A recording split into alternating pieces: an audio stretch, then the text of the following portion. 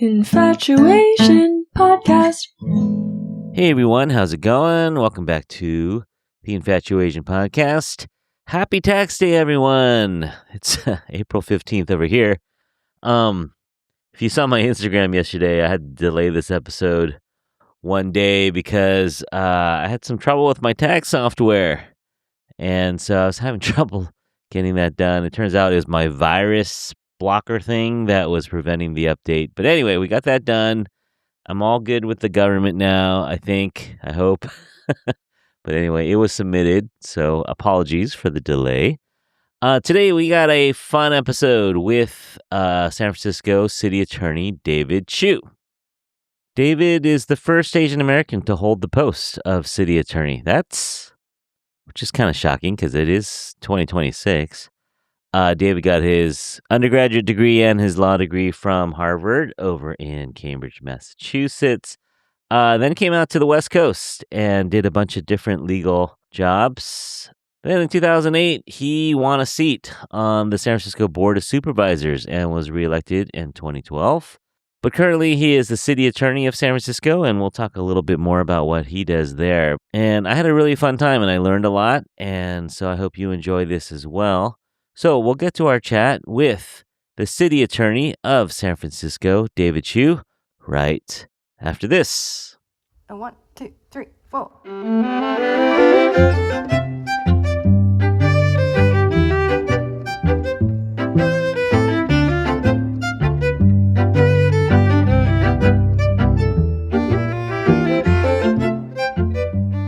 We are joined by San Francisco City Attorney David Chiu. Hey, David. Hey, Chris. How's it going, man? It's going great. I can't quite see City Hall from here, but are you down the street on Van Ness? I am down the street sitting in my City Hall office as we speak. My office looks out onto Civic Center. It is around the corner from the mayor's office and where we do what we do. Yeah, that's great. Yeah, we get visitors up here once in a while because up here at Galileo, we're pretty close to City Hall. So once in a while, a mayor will drop by for Halloween or, we'll get Gavin Newsom gave a graduation speech here one time. We've had Scott Wiener's been up here a couple times. So we get people once in a while. Hey, invite me out. I used to live not too far from that on Polk Street. So yeah. The Galileo students at Bob's Donuts. Oh, yeah. And yeah. all the fun hangouts on Polk Street. Yeah, and of course, London Breed Galileo, proud Galileo graduate, so she used to be here all the time. Yeah, she was. She talked about it a lot. Yeah. Let's talk about you for a sec, though. You weren't born in the city. Where were you born and raised? I was born in Cleveland, Ohio. Ooh. Yeah. Okay. And a couple years after I was born, my folks moved us out to Boston, which is where I grew up and where I was living until I was in my mid-20s. And then spent a couple years in D.C. and then moved out to San Francisco. Oh, nice. So what brought you out to the city?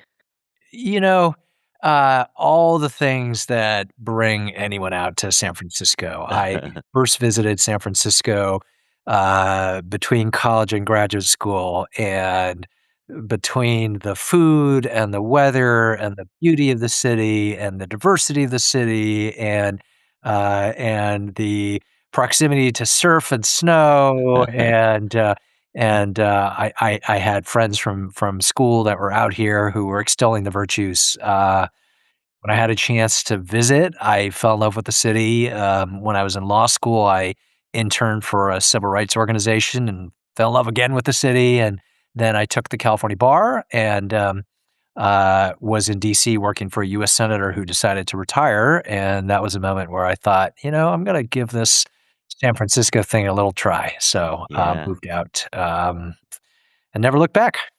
Yeah, no, we're happy to have you here. And you've had several different roles we'll talk about in a minute, but let's get into your youth a little bit. If I were to ask a 10-year-old David Chiu what he would be doing, would you be politics? What would a 10-year-old David Chiu be thinking about doing in life? Heck no. The 10-year-old was, I don't think I had any sense of what I wanted to be when I was 10, but I certainly had no thought of ever becoming an elected official, or for that matter, even a lawyer, because my family, we knew no elected officials, we knew no lawyers. Yeah. I was the first kid in my family born in the United States to my Oh. parents, and my parents hoped for me what a lot of Chinese immigrant parents hope for their kids, which is they want to become a doctor. And so I was early on was interested in the sciences and focused on that a bit in high school. And when I went to college, was a biochemistry major for 2 years. But Okay. then things changed. My first couple years in school. But no, I never ever thought, even when I was in college or law school or in my 20s, ever envisioned running for office and serving in the role that I get to serve in now. Okay. Interesting. So you go to a little school called Harvard, and you're studying. And then did you get the bug then? Because then you went to grad school for policy at the Kennedy School. Like, when did you get the bug for public service and maybe even politics? Yeah, so the bug, I know this podcast focuses a little bit on the Asian American Yeah. experience. Yeah. And when I was a freshman in college, there was this really intense incident that happened at a nearby university. There were 8 Asian students headed to a party, and they were on a bus, and it was dark, probably around 9:30 at night. And one of the women in the group felt something dripping from her hair, and it turned out it was spit. And all of a sudden, they found themselves they were under attack, racial epithets, spitting by some drunken fools on that bus. Mm, And what was horrible about what happened wasn't just the assault and the fact that it was racially based, but the university at that time, this was the University of Connecticut, refused to discipline the football players who were involved. wow. And the Asian students were super upset, and they put a call out to Asian students in the area to come and join the protest. And I got a call from a friend of a friend, and I showed up. And it was the first time I was ever involved in anything like that. And the situation infuriated me so much that I started getting involved in campus activism, Hmm. became the president of my college Asian American Association, and really started to think about civil rights and the fight for justice and equality and diversity. Started thinking about it for the first time, but that is what opened my eyes up to the civil rights movement, which in part is why I decided to go to law school and why years later I became a civil rights lawyer. It's why I started getting interested in government and Yeah. ended up getting a public policy degree and a different, I'm in my 8th job since I graduated from school some 30 years ago. And Uh-huh. pretty much every job has involved public service or government in some form. But some of this really went back to kind of what happened that freshman year and that experience, which I'm sure is probably the story of many of us who get involved in public service and activism. Yeah. We're also, I mean, based on your LinkedIn, I think we're about the same age, and so we're also of that age of the Vincent So you're Chin. 20, you're 29, Yeah, Curtis? yeah, you too. Well, we read about the Vincent Chin episode Yep, yep. incident, I guess, but yeah, when we were starting college, that was kind of a thing where it's like, wait, we're just like treated like that. That's how it's going to be in this country, and it shocked us a little bit, I think. Vincent Chin was really formative for me. So I just mentioned this anti-Asian hate Hmm. situation that happened, and I started studying, what's going on in the world, and I stumbled across the story of Vincent Chin, which was not that many years before that time, Yeah. and what happened, which was obviously horrific at so many levels, not just the murder itself, but the lack of justice that the family and Vincent Chin's mom did not find in the courtroom. And then Hmm. years later, I actually met the prosecutor Oh. who was denied the sentence that he thought Vincent Chin's killers should be held accountable for. Wow. And that was also really, really impactful.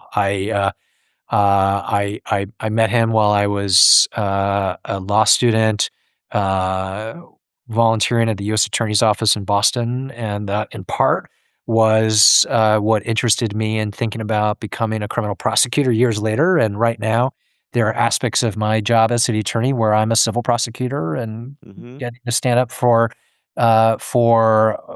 what should be a common sense of justice. And so the story of Vincent Chen was really impactful on me. I've had the chance to meet uh, Helen Zia, who helped to tell Vincent Chen's stories over the years, and that, I think for our generation, Curtis, as you know, for many Asian American activists, was a real clarion call, and something I think about a lot. Yeah. Yeah, I think you're right. Because he was not that much older than us, and he was just like at the prime of his life. And yeah, so many things about that story bother you, but also, like you said, maybe inspired a generation of us to maybe try to do something. And for your listeners who are less familiar, Vincent Chin was out uh, celebrating his soon to be wedding to his soon to be wife, and he was out with his buddies on a bachelor party when he got into an altercation with a couple of guys who thought that this Chinese American was Japanese. This is And in Detroit, this right? is in Detroit, in the wake of changes to the auto industry, where there are a Hmm. lot of auto workers who are really upset about the idea that Japan was taking away jobs, and there was this altercation. These guys were kicked out of the club, and then, as you know, they eventually found Vincent Chin in front of a McDonald's. One of the guys held Vincent down while the other bashed him in the head with a baseball bat until his head cracked open. And what was crazy about this was you have a judge who decided to sentence these guys to probation and a $3,000 fine with Mm, no jail time. yeah. And I think for so many Asian American activists around that time, that is what led to um, really a movement of Asian American activism, and a movement that I haven't seen until the last couple of years when we saw this really intense spike of anti-Asian hate Hmm. uh, in the last year of the Trump administration when COVID started, Hmm. and a whole nother generation of Asian American activists who found their voice. But for you and me, Vincent Chin was really instrumental. Yeah. Yeah. So you finished law school in Boston, and then you got tired of the winters. You come out here to California. Did you work for a little bit before you got into Oh politics? yeah, I did. I was, I think, 12 or 13 years out of law school before I ran for office. Okay. So Okay. I worked for a period of time on Capitol Hill for the Senate Judiciary Committee. Came out, clerked for a judge, then was a criminal prosecutor at the San Francisco DA's office, Mm. and then spent some time as a civil rights lawyer. Um, and uh, and then a couple friends of mine and we started a online activism technology company, a public affairs technology firm for a number of years. Huh. So I was doing that, but at night I enjoyed just getting involved in things, and Yeah. so I served on my neighborhood association. I had friends who were running for office who I supported, and Hmm. became part of the Democratic Party leadership.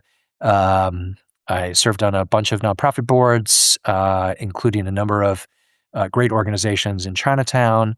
But it really wasn't until, say, my early to mid 30s that I started thinking seriously about potentially running for office, and then first ran when I was 38. Yeah. And that was for school board. That was for the Board of Supervisors Oh, supervisors. to Okay. represent District 3, which is the Northeast neighborhoods, Hmm. borders Galileo High School. Right. And I mentioned Polk Street. So I lived on Polk Yeah. Street for for the entire time, basically off of Polk Street, within a few blocks, for 12 years before I ran for supervisor of District 3, Northeast neighborhood. So it includes all the oldest and historic neighborhoods of the city, the hills Yeah. everybody knows, Russian Telegraph Knob Hill, Union Square, Financial District, Polk Street, but it also includes the oldest Chinatown in the United States. And a whole bunch of people encouraged me to run because the district had never been represented by someone who looks like us. Yeah. And despite the 170 plus year history of our city. That's crazy. That's crazy when you think about it. Actually, since we're talking about history, maybe this is a good time to talk a little bit about some of these cases that San Francisco, I don't know if we're famous for them, but they happened here and they happened early. We're talking 1800s and still at the center of this, the birthright citizenship. I saw that you were still arguing about this. Here we are, Yep. 150 years later, still arguing about birthright citizenship. And it started well, one of the cases was the Wong Kim Mark case in San Francisco. Yeah, it's pretty remarkable. So Wong Kim Ark, the case is one that every first or second year law student reads. It's one of the pillars of constitutional law. It Mm, stands for the proposition that if you're born here in the United States, you are a citizen. It was part of the 14th Amendment hmm. put in place after the Civil War, Yeah. when everyone agreed that slaves should be considered citizens, and or I should say, former slaves should be Sons of slaves. Yeah. sons descendants of slaves. And that was passed, I want to say 1868. Hmm. And then a bunch of years later, this guy, Wong Kim Ark, was born in San Francisco on Sacramento Street. Yeah. And he was a cook in Hmm. Chinatown. And in the 1890s, he went back to visit his folks in China. When he came back, he was detained on a steamboat for 5 months Hmm. while the then Hmm. federal government tried to deport him, saying that he was Oriental and did not deserve to be Right. in the United States. And what was remarkable about the story wasn't just like what he did, but a whole bunch of Chinese immigrant families through the Chinese Benevolent Association. Yeah. They basically passed the hat, raised a bunch of money for him to Hmm. hire the best legal help that he could, Got a and white lawyer, right? he had white lawyers, Uh-huh. and it got appealed all the way up to the US Supreme Court, and Hmm. the Supreme Court held in his case that he had a right to be a citizen, given the fact that he was born here in the United States. So that was 1898. And what's crazy about the story is fast forward on Donald Trump's first day in office after he gets reelected as president, he signs an executive order that says that he can just ban on his own birthright citizenship. And so I brought the first case on behalf of any city in the country, on behalf of San Francisco. We sued the Trump administration within 24 hours of the signing. So it was the day after inauguration. And that case is going to be considered by the U.S. Supreme Court this year, or argument on April the 1st, April Fool's Day. So it's a pretty remarkable and chilling history that we're repeating ourselves right at this moment of whether this case, Wong Kim Ark, whether the 14th Amendment will withstand the anti-democratic attacks by the Trump Yeah. administration. Yeah. So many policies that affect immigration to this day kind of started in San Francisco. A lot of it, right? We had the Exclusion Act in 1882, and the so many other corollaries to the Exclusion Act, and it still shapes how we view immigrants or how the law views immigrants. What are some of the things that the city is still dealing with? There's still cases that we're still dealing with immigration. Well, it's remarkable about what you just said. So when I was serving on the board of supervisors, as the first Chinese American board president and the first guy of Chinese descent to represent Chinatown.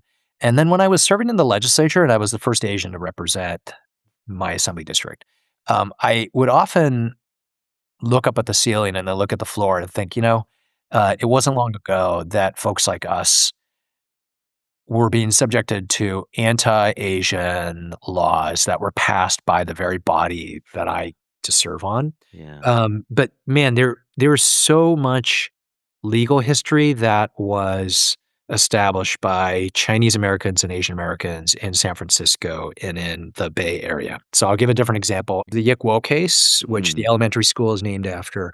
In 1880, our San Francisco Board of Supervisors passed a law that said it was illegal to operate a laundry business without a permit. Mm. And when they did, all of the Chinese laundromats applied for a permit and none were given to those laundromats. Yeah, right. But there were 80 non-Chinese laundromats who had their permits granted.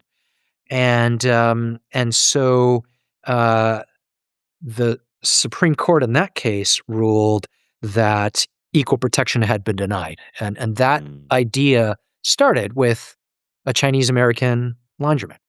There's another case, since you're a teacher, that I'll mention, that in the Mamie Tate versus Hurley case, 1885, she was the 8-year-old daughter of a Chinese family whose parents wanted her to go to the local school.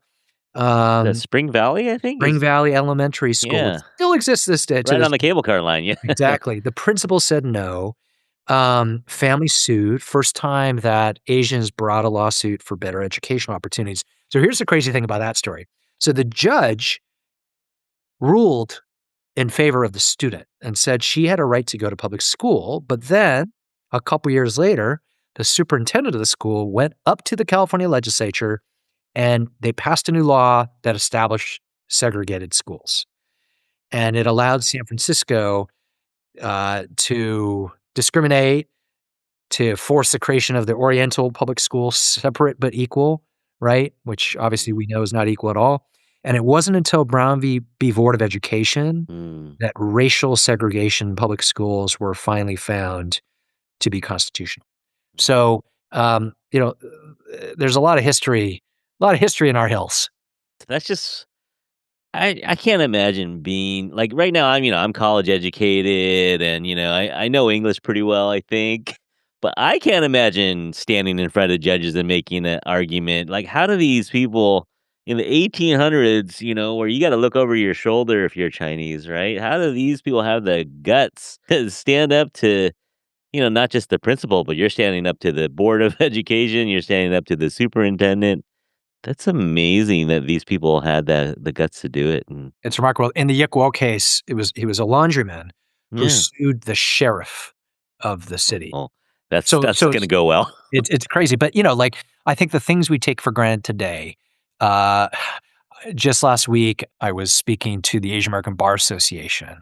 Literally several thousand Asian lawyers here in the Bay Area. Oh.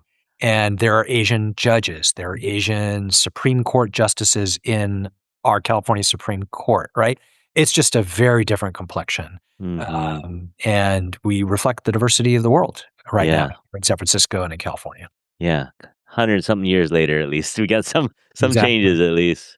Yeah, but at the same token, it was 2020, COVID strikes.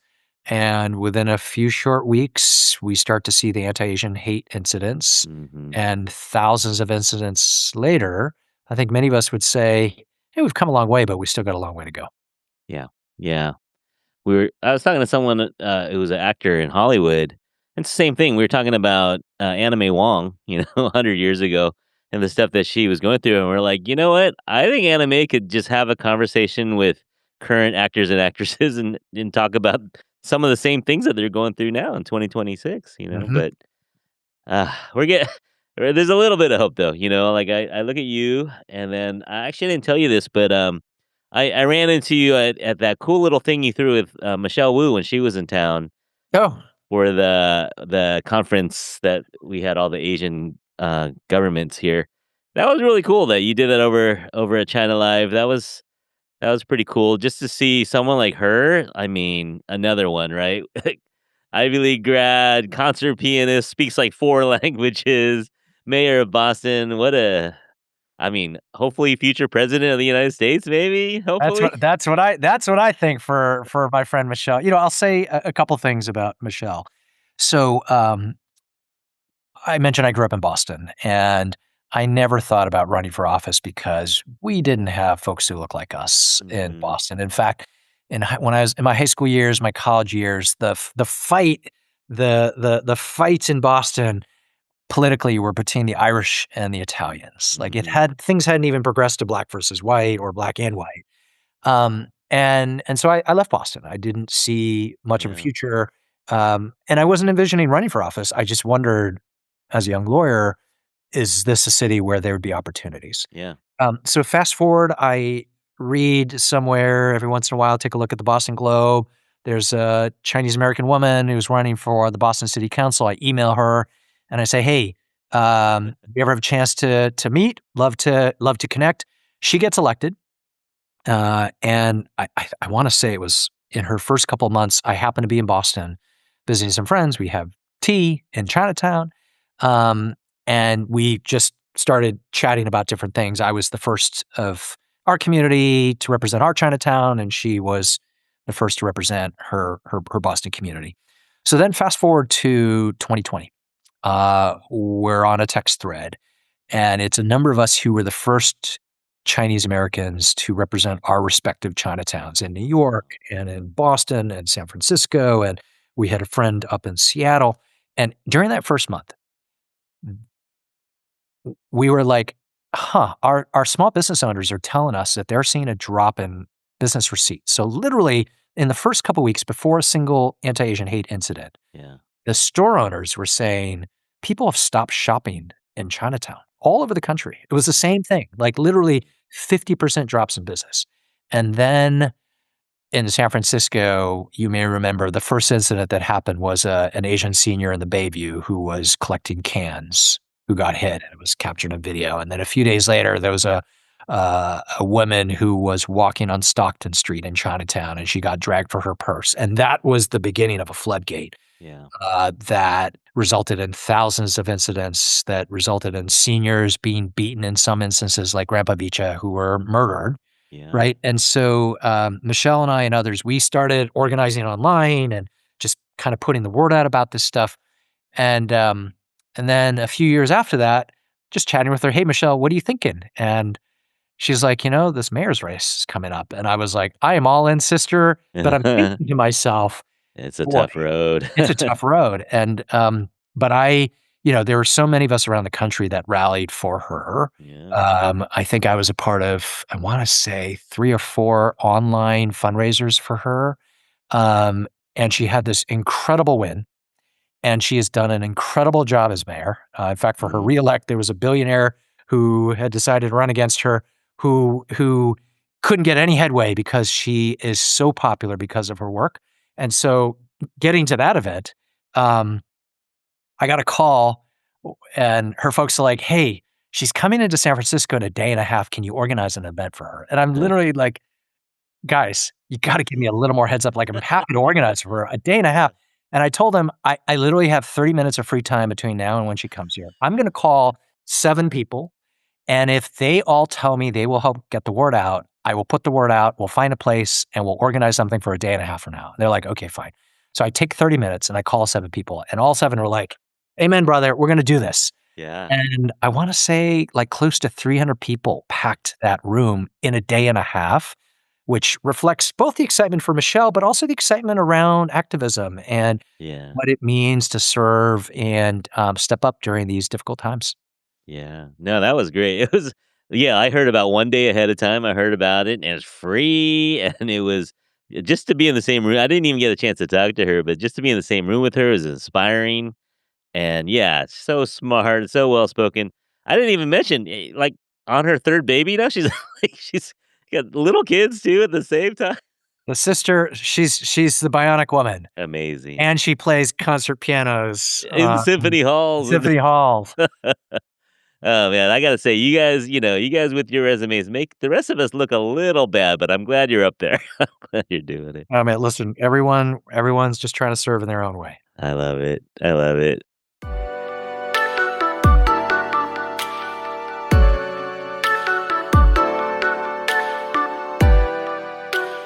All right, so you're city attorney in San Francisco. I'll have to plead a little bit of ignorance. I didn't totally know what a city attorney does, and so I looked it up. and I don't know how you have time for this interview because the stuff that let me read a little bit. So you represent, of course, you counsel the mayor and the board of supervisors, commissioners, and departments, but you also handle litigation and affirmative and defensive litigation for the city. You have advisory roles, you have transactional work, you have advocacy work. I, do you sleep? Like, how do you do all this? How do you get all this in? You know, I wish I could get a little more sleep. I have a very forgiving wife. Uh, but I also have 300 plus incredible legal professionals who are working around the clock, whether it be advising our mayor and our board of supervisors and the department heads like our police chief and the head of our public health. We advise the largest airport in Northern California, which is SFO. I've got a legal team for the largest public transit system in the Bay, which is Muni. We have a legal team for our public utilities work, providing water to over 2 million Bay Area residents. So we provide a lot of advice and analysis, and we're drafting a lot of contracts and ordinances. We have thousands of legal matters every day, it Yeah, seems, yeah, and we bring lawsuits. So at the moment, we just filed our 15th lawsuit against the Trump administration, as I always want to emphasize, not because we want to, but because we have to, because this administration is doing horrific things to our communities, our values, and our federal funding, and we have to defend ourselves. yeah, But yeah, it's a lot of work, but I can assure you it's not dull. yeah. No, it's I was reading some of the. I went to your website, and everyone can do that. Look at the city attorney of San Francisco, and I just saw a couple cases that are kind of, I don't know what to call it, racy, like brothels and gambling dens in liquor stores, and there's all kinds of things happening in the underbelly of San Francisco, and you're right at the forefront of that, protecting people with that. Well, this is, one role we have is we are civil prosecutors. And so if there are, let's say, 9 corner stores in the Tenderloin that are essentially fronts for open air drug activity, Mhm. we work with SFPD, we investigate the case, and we shut them down, which is what we've done in the past year and a half in the TL. If there is a massage parlor that is not a legal place for massages, but essentially a brothel, we shut that down for violations of public health and other codes. We have shut down, we brought a lawsuit, first in the world, against 16 of the largest deep fake AI facilitated deep fake pornography companies in the world. And we've shut down at the moment 10 of them. Um, at the same time, we're doing what we need to do to keep our community safe and stand up for consumers and workers and civil rights and tenants who might be living in places where slumlords have refused to repair buildings that are death traps. So, that's a feature of the work that we do, as well as defending public taxpayer dollars, making sure that government is working as it should. I think one other aspect of our work is making sure that we are enforcing our ethics rules and holding government to its highest level of integrity. In the last couple of years, there have been a number of public corruption cases, and we've investigated a lot of these and ensured that the public dollars are not being wasted, squandered, misspent, or stolen. Mm, yeah. Yeah, I did read. I mean, you mentioned it a second ago, but I did read that. Is it with the B, the kind of funding that you have to protect from the federal government withdrawing these? Is it billions, hundreds of billions? Billions, billions. So, for example, I have one lawsuit where uh, the Trump administration has threatened $3.7 billion of our federal funding, which is all the federal funding we receive, because we are a so-called sanctuary city. And being a sanctuary city, according to Trump, means that we are harboring criminals, which is not true at all. It's just another one of these lies that Trump is Rhetoric, yeah. putting out. What our sanctuary policy says is that the federal government doesn't have the right to commandeer our scarce local law enforcement resources. They don't have the right to deputize our police officers, because we believe that the way we keep our community safe is by building trust with everyone in our community. And when immigrant communities think that SFPD is an arm of ICE, they are less willing to come forth as witnesses and victims of crime to help us solve crimes and address them, and vice versa. And that's why we have a policy that says that our local law enforcement needs to do the job of local law enforcement, but not do the job of the federal government. We can't allow ourselves to get commandeered. All the studies show that sanctuary cities are as safe, if not safer, than others. We've litigated this issue before. We have won, but the Trump administration has threatened to withhold all of our federal funding, $3.7 billion over this issue. And so this is why we had to litigate this case. And by the way, our litigation started with a handful of cities. We now have 50 cities that have joined us to defend our ability to keep our communities safe and to build trust with the diversity of our communities in our local law enforcement. Yeah, that's like it's funny though. I mean, you're talking about things like brothels and gambling dens. I mean, these are the same things that San Francisco's been dealing with, and the federal government not necessarily being on our side. We talked about throwbacks to anime Wong. I mean, it's kind of strange how history repeats itself over and over in some of our cases. It really is. I mean, this birthright citizenship case that we talked about. So San Francisco, we filed one of the first cases. The legal arguments that the Supreme Court will be considering in the coming weeks and months are the same legal arguments that were discussed 100 plus years ago. And Trump is just trying to revive the racist tropes, the stereotypes, the xenophobic sentiments, and he's hoping that's going to prevail with this court. And we're obviously hoping that it doesn't.